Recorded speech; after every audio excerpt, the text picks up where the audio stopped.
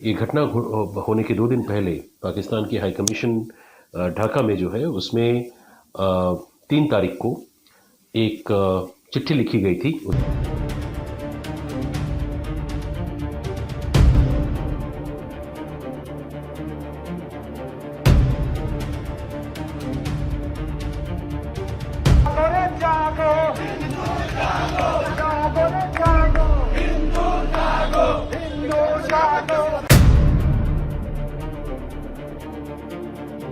कई लोग कह रहे हैं कि शेख हसीना की पॉलिटिकल करियर खत्म, प्रधानमंत्री होके वो भाग गए देश से और भारत में पनाह लिया। लेकिन एक चीज मैं क्लियर करना चाहता हूं कि अभी भी फिल्म खत्म नहीं हुई।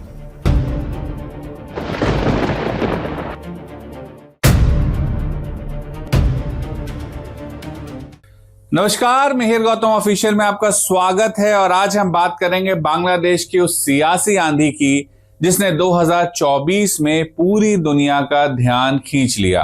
एक तख्ता पलट जिसने शेख हसीना को सत्ता से बेदखल कर दिया, मोहम्मद यूनुस को सत्ता के केंद्र में ले आया और बांग्लादेश में भारत विरोधी लहर को हवा दी।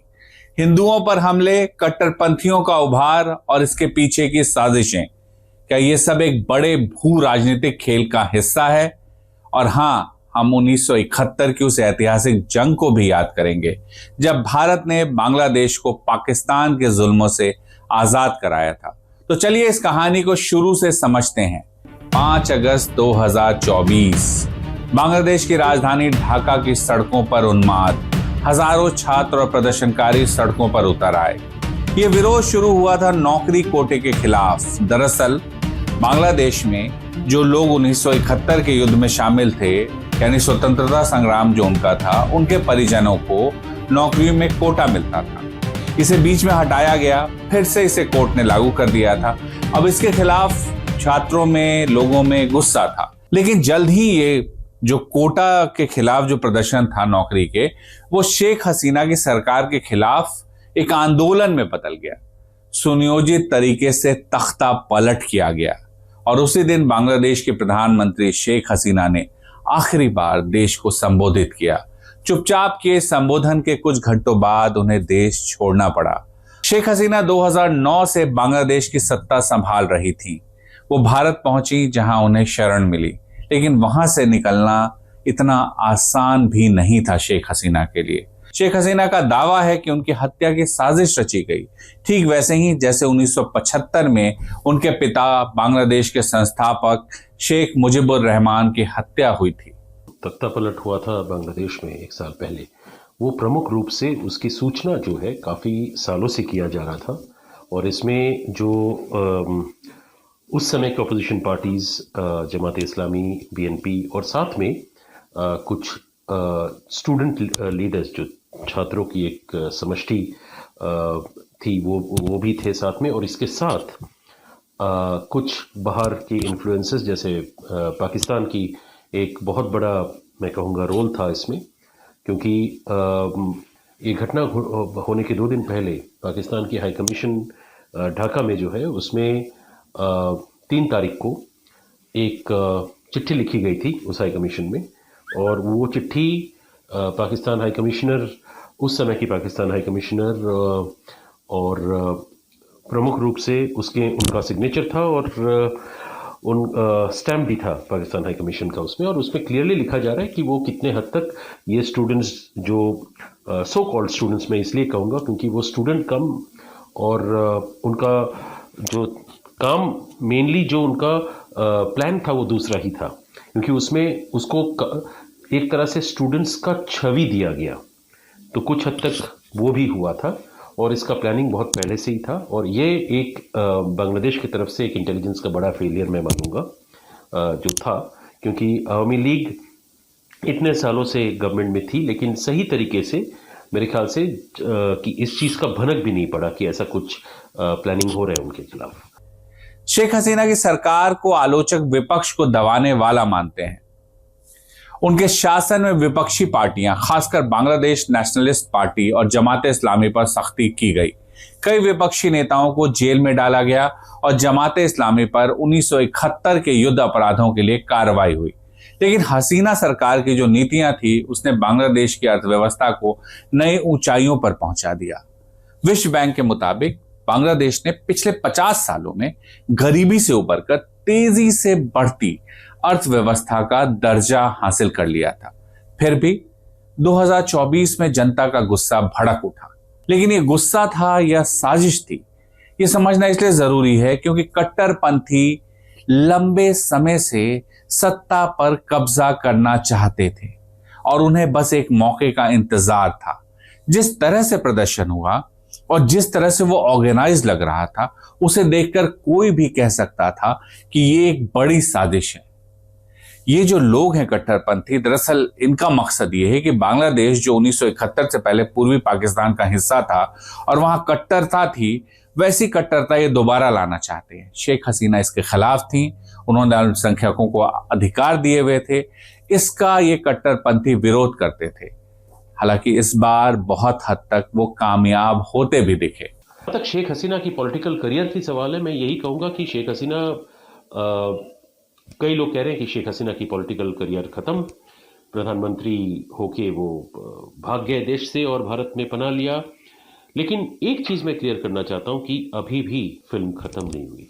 शेख हसीना के भागने के बाद बांग्लादेश की सत्ता की बागडोर संभाली नोबेल पुरस्कार विजेता मोहम्मद यूनुस ने। 84 साल के यूनुस, जिन्हें माइक्रो फाइनेंस के जरिए बांग्लादेश में लोगों को गरीबी से निकालने का श्रेय दिया जाता है, 8 अगस्त 2024 को अंतरिम सरकार के प्रमुख बन गए। लेकिन ऐसा नहीं है, यूनुस पर दाग नहीं है। उनको 2023 की घटना है, 2023 का एक मामला है जो आपको हम बता रहे हैं। यूनुस और उनकी कंपनी के खिलाफ बांग्लादेश की एक अदालत ने श्रम कानूनों के उल्लंघन में सजा सुनाई थी। आरोप लगा कि 66 कर्मचारियों को स्थायी रूप से नियुक्त नहीं किया गया, जबकि वो वर्षों से उस कंपनी में काम कर रहे थे।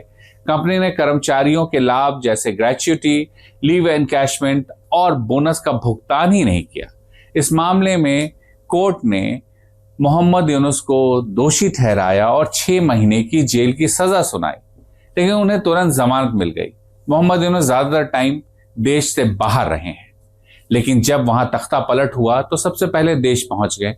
मोहम्मद यूनुस का कहना था कि जो सजा उन्हें सुनाई गई थी वो राजनीतिक बदले की कार्रवाई थी, जबकि सरकार का कहना था, जो उस वक्त सरकार थी शेख हसीना की, उनका कहना था कानून के मुताबिक ही उन्हें सजा सुनाई गई है।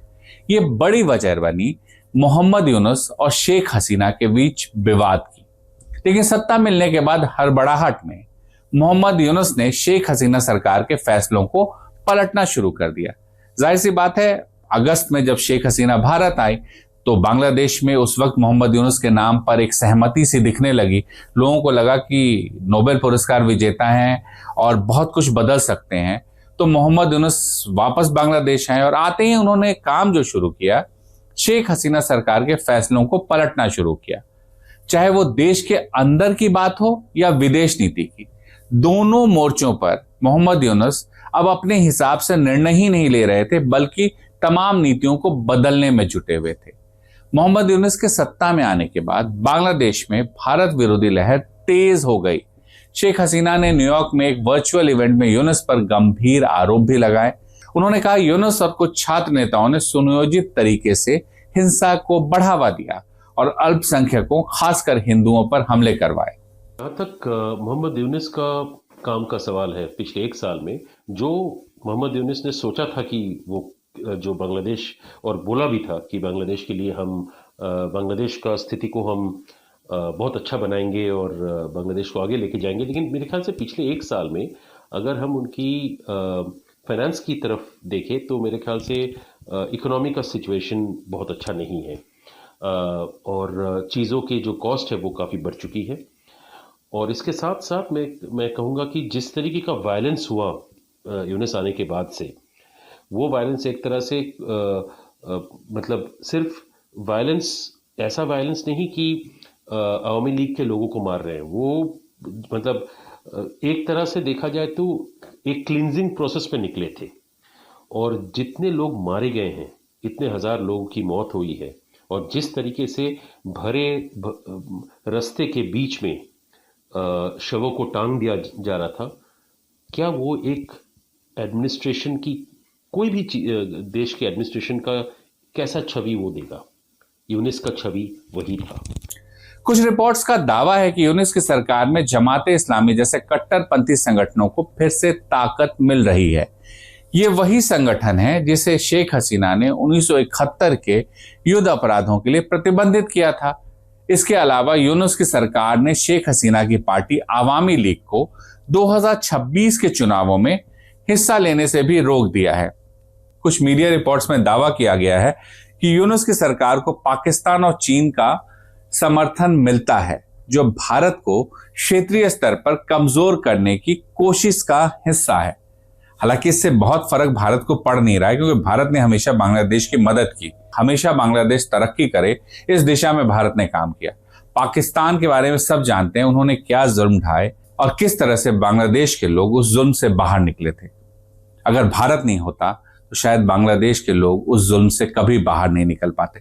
लेकिन जो कट्टरपंथी संगठन है बांग्लादेश में, वो दरअसल ये बताने में लगे कि नहीं साहब, पहले का बांग्लादेश जो पाकिस्तान का था वो बड़ा शानदार था और हमें वैसा रहना चाहिए। लेकिन जो बांग्लादेश के नागरिक हैं, जो पढ़े लिखे तबका है, जो तमाम लोग हैं जिनमें ये समझ है कि आज़ादी क्या होती है, उनका समर्थन इन कट्टरपंथियों को कभी नहीं मिला।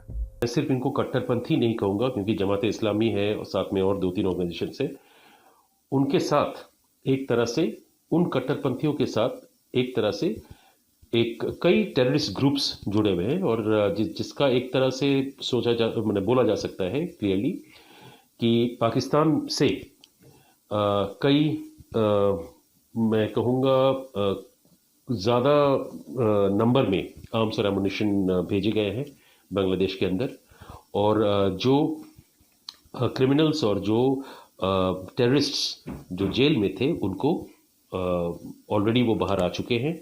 और एक तरह से देखा जाए तो पाकिस्तान उनका पूरा सहायता दे रही है इस समय भी, और पाकिस्तान जिस तरीके से उनका ट्रेनिंग से शुरू करके, आर्म्स एमुनिशन के सप्लाई से शुरू करके, हर तरीके से इन कट्टरपंथियों का, साथ ही साथ जो टेररिस्ट हैं उनका भी मदद पूरी तरीके से पाकिस्तान कर रही है। जिस एक तरह से आप कह सकते हैं कि इस वक्त बांग्लादेश की जो आर्मी बेस है उनके कैपिटल ढाका में, उस आर्मी बेस में इस वक्त कई पाकिस्तानी आर्मी ऑफिसर्स ठहर रहे हैं, और उनका काम कोई एक पर्टिकुलर समय, पर्टिकुलर कुछ दिनों के लिए नहीं है कि अब वो बांग्लादेश गए हैं।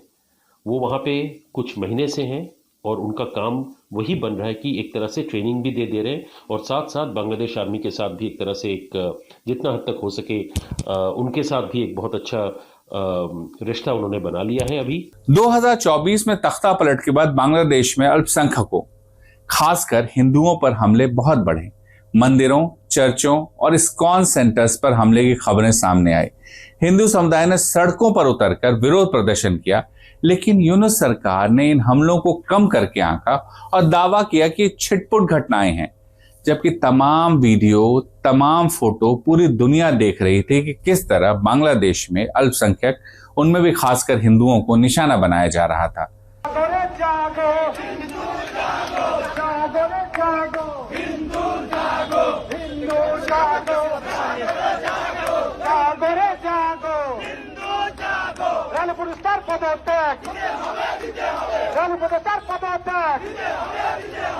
जमाते इस्लामी और अन्य कट्टरपंथी संगठनों जैसे हिज्ब उत तहरीर और अंसारुल्लाह बांग्ला टीम को फिर से उभरता हुआ देखा जा रहा है। एक अलकायदा से प्रेरित मौलवी जो है जशीमुद्दीन रहमानी को रिहा किया गया, जिसने कट्टरपंथी भावनाओं को और हवा दी है। ये उस देश में हो रहा है जो कभी अपनी बहुसांस्कृतिक पहचान के लिए जाना जाता था। लेकिन सवाल यह है कि क्या बांग्लादेश फिर से 1971 जैसे सांप्रदायिक हिंसा की आग में झुलसने की ओर बढ़ रहा है? ये बड़ा सवाल है। 71 में बांग्लादेश के लोगों ने बहुत सहा है। पाकिस्तान ने इतने जुल्म ढाए हैं जिसकी कोई आप सोच नहीं सकते, उस तरह के जुल्म ढाए थे उन लोगों ने, और आज फिर से वहां माहौल बिगाड़ने की कोशिश की जा रही है बांग्लादेश में, और मोहम्मद यूनुस इसे छोटी मोटी बात कहकर टाल रहे हैं। चलिए आपको 1971 की भी कहानी सुना देते हैं। ये जो कहानी है ये बांग्लादेश की आत्मा से जुड़ी हुई है। उस समय पूर्वी पाकिस्तान कहलाने वाला बांग्लादेश पाकिस्तानी सेना के क्रूर जुल्मों का शिकार था। 25 मार्च 1971 को पाकिस्तानी सेना ने ऑपरेशन सर्च लाइट शुरू किया, जिसका मकसद था बंगाली स्वतंत्रता आंदोलन को कुचल देना। इस दौरान 3 लाख से ज्यादा बांग्लादेशियों की हत्या की गई और कई सारी महिलाओं के साथ बलात्कार की घटना हुई। हिंदू समुदाय को उस वक्त खास तौर पर निशाना बनाया गया, क्योंकि पाकिस्तानी सेना मानती थी कि ये जो उनके खिलाफ आंदोलन हो रहा है इसमें हिंदुओं की भी बड़ी भूमिका है। ढाका यूनिवर्सिटी में हिंदू छात्रों और प्रोफेसरों की बेरहमी से हत्या की गई। पाकिस्तानी सेना का एक कमांडर था जिसे बंगाल का कसाई कहा गया। उसने आदेश दिया था 3 मिलियन को मारो, बाकी हमारे हाथों में आएंगे। लेकिन इस अंधेरे में भारत एक उम्मीद की किरण बना बांग्लादेश के लिए। भारत ने न केवल 1 करोड़ बंगाली शरणार्थियों को पनाह दी, बल्कि मुक्ति वाहिनी के साथ मिलकर युद्ध लड़ा। 16 दिसंबर 1971 को पाकिस्तानी सेना ने आत्मसमर्पण कर दिया। 90,000 पाकिस्तान की फौज थी जिसने आत्मसमर्पण किया था। लड़ तो सकते नहीं थे, आपको पता है कितनी कमजोर सेना है उनकी। वो चाहते थे कि ये युद्ध लंबा खिंचे, लेकिन उनके बस का नहीं था और आखिर में उन्हें आत्मसमर्पण करना पड़ा और बांग्लादेश एक स्वतंत्र देश बन गया। भारत के इस बलिदान को बांग्लादेश कभी भूल नहीं सकता, लेकिन आज भारत विरोधी लहर उस इतिहास को धुंधला कर रही है। क्या बांग्लादेश में भारत विरोधी सिर्फ स्थानीय गुस्सा है या इसके पीछे कोई अंतरराष्ट्रीय साजिश है? कुछ विश्लेषकों का मानना है कि पाकिस्तान और चीन, जो भारत के क्षेत्रीय प्रतिद्वंदी हैं, बांग्लादेश में अस्थिरता फैलाकर भारत को कमजोर करना चाहते हैं। यूनुस की सरकार पर आरोप है कि वह इन देशों के साथ नजदीकी बढ़ा रही है। हालांकि एक और खबर को देखना होगा, जो मोहम्मद यूनुस हैं वो सत्ता से चिपक गए हैं, वो सत्ता छोड़ना नहीं चाहते हैं। वो जब आए थे तो ये बात थी कि तुरंत जो है चुनाव होगा और उसके बाद वहां नई चुनी हुई सरकार आएगी, लेकिन चुनाव टलते जा रहा है। 2025 में भी होने की कोई संभावना नहीं। अब जो सेना प्रमुख है बांग्लादेश के, उनके और मोहम्मद यूनुस के बीच टकराव की खबरें आ रही हैं और ये खबरें बांग्लादेश के मीडिया से आ रही है और उन मीडिया हाउसेस से आ रही है जो बड़े जिम्मेदार माने जाते हैं। मोहम्मद यूनुस हालांकि इन खबरों का खंडन करते हैं, लेकिन सेना प्रमुख भी लगातार नजर रख रहे हैं कि बांग्लादेश में हालात बिगड़ ना जाए। जहां तक चुनाव की सवाल है, मेरे ख्याल से चुनाव पहले भी बात हो एक तरह से बात हुई थी और उसमें बात बोला गया था कि चुनाव जो है वो हम अगले साल के शुरुआती तौर पे मार्च के महीने में या अप्रैल उस टाइम के आसपास होगा। लेकिन सबसे इम्पोर्टेंट बात यह है, ज़रूरी बात यह है कि क्या अवामी लीग उसमें, जो शेख हसीना पूर्व प्रधानमंत्री बांग्लादेश की शेख हसीना की अवामी लीग पार्टी है, क्या वो पार्टी इस आने वाली इलेक्शन में लड़ पाएगी या नहीं। अभी अवामी लीग को बैन कर दिया गया है, लेकिन फिर भी कुछ उपाय अभी भी है और कुछ ऐसे स्टेप्स लिए जा रहे हैं कई तरीके से बांग्लादेशियों द्वारा, देश के बाहर भी, उनके देश के बाहर। और जो मैं कहूँगा विदेशों में कई देशों के अंदर में प्रेशर बिल्डअप करने के लिए कि अवामी लीग को ये इलेक्शन, आने वाला जो भी इलेक्शन होगा उसमें लड़ने दिया जाए। क्योंकि अगर अवामी लीग इलेक्शन लड़ती है, मैं ये नहीं कहूँगा कि आंख मूंद के जीत जाएगी, लेकिन एक अच्छा खासा वोट शेयर जरूर मिलेगा। लेकिन यूनुस के समर्थक कहते हैं कि उनकी सरकार से बांग्लादेश को एक नई दिशा देने की कोशिश कर रही है। वो स्वतंत्र और निष्पक्ष चुनाव चाहते हैं और उनका कहना है कि भारत की चिंताएं बहुत ज्यादा हैं, इतनी ज्यादा भारत को चिंता नहीं करनी चाहिए। फिर भी हिंदुओं पर हमले और कट्टरपंथी संगठनों का उभार भारत के लिए चिंता की बात है और भारत इस पर लगातार निगाह जरूर रख रहा होगा। तो दोस्तों, बांग्लादेश की कहानी सिर्फ एक तख्ता पलट की नहीं है, ये एक जटिल सियासी ड्रामा है जिसमें इतिहास, सत्ता और भू राजनीति एक साथ उलझे हुए हैं, यानी जियोपॉलिटिक्स। भारत के साथ संबंध की बात है। बांग्लादेश की 1971 के बाद अगर देखा जाए, जो कि भारत का एक बहुत अहम भूमिका थी बांग्लादेश का जन्म होने में, तो इसके बाद देखा जाए तो एक तरह से भारत शेख हसीना की सरकार जब तक थी, अवामी लीग पार्टी की सरकार जब तक थी, तब तक भारत उनके साथ ही जितना हद से मतलब बहुत अच्छा रिलेशन हम दोनों देशों में हुआ करता था, अभी भी है, लेकिन वो जेन्युइननेस मेरे ख्याल से बांग्लादेश की तरफ से अब नहीं है। 1971 में भारत ने बांग्लादेश को आजादी दिलाई, लेकिन 2024 में वही बांग्लादेश भारत के साथ उस मजबूती से खड़ा नहीं दिख रहा है। क्या मोहम्मद यूनुस वाकई भारत विरोधी साजिश का हिस्सा हैं, या ये सिर्फ एक गलतफहमी है? क्या बांग्लादेश फिर से सांप्रदायिक हिंसा की आग में झुलसेगा, या अप्रैल 2026 के चुनाव इसे नई दिशा देंगे? आप क्या सोचते हैं? कमेंट बॉक्स में अपनी राय जरूर बताएं। अगर आपको ये कहानी पसंद आई हो तो प्लीज लाइक कर दें, शेयर कर दें और चैनल को सब्सक्राइब करना ना भूलें। अगली बार फिर मिलेंगे एक नई कहानी के साथ। मेहर गौतम ऑफिशियल में फिलहाल इतना ही। नमस्कार।